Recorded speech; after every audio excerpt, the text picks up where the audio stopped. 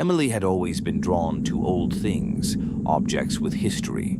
So when she found the dusty, ornate mirror in a tiny antique shop, she couldn't resist. Its frame was tarnished, and the shopkeeper, a frail, wrinkled man, cautioned her, his voice barely a whisper. "That mirror's seen too much. Be careful." But Emily only smiled, thinking nothing of it. The mirror was beautiful, mysterious even. It would be perfect in her new apartment. The first night after hanging the mirror in her living room, Emily caught herself standing before it, staring. Something felt odd. Her reflection. Was it delayed? No, she told herself. She was just tired. But the feeling lingered, like a cold breeze you can't quite shake off. The next evening, as she stood in front of the mirror again, something happened that made her blood run cold. Her reflection smiled. Emily wasn't smiling. She hadn't moved. Her breath caught in her throat, heart pounding. For a second, the reflection's eyes locked with hers, gleaming with something dark and sinister. Then it was gone, the reflection returning to normal. She shook her head, telling herself it was just her imagination. But night after night, things grew worse.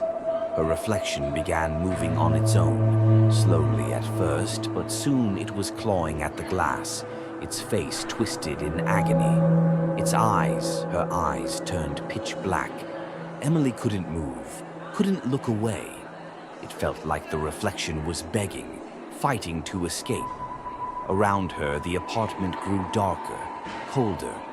Lights flickered, and she began to hear soft, distant whispers, like the mirror was calling to her. Emily couldn't take it anymore. She needed to know what was happening. One evening, trembling with fear, she stood before the mirror again, determined to confront whatever was inside. As her hand hovered near the glass, she felt a pull, a force reaching out. Before she could react, the reflection grabbed her hand. In a heartbeat, she was no longer in her apartment. She was inside the mirror. Frozen in horror, Emily realized she couldn't escape. She could only watch as her reflection, no longer her, took her place in the real world.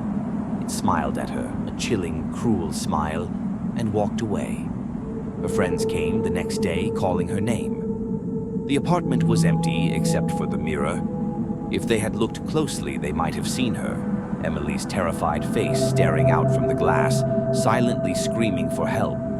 But the reflection, now free, lived on, while Emily remained trapped forever.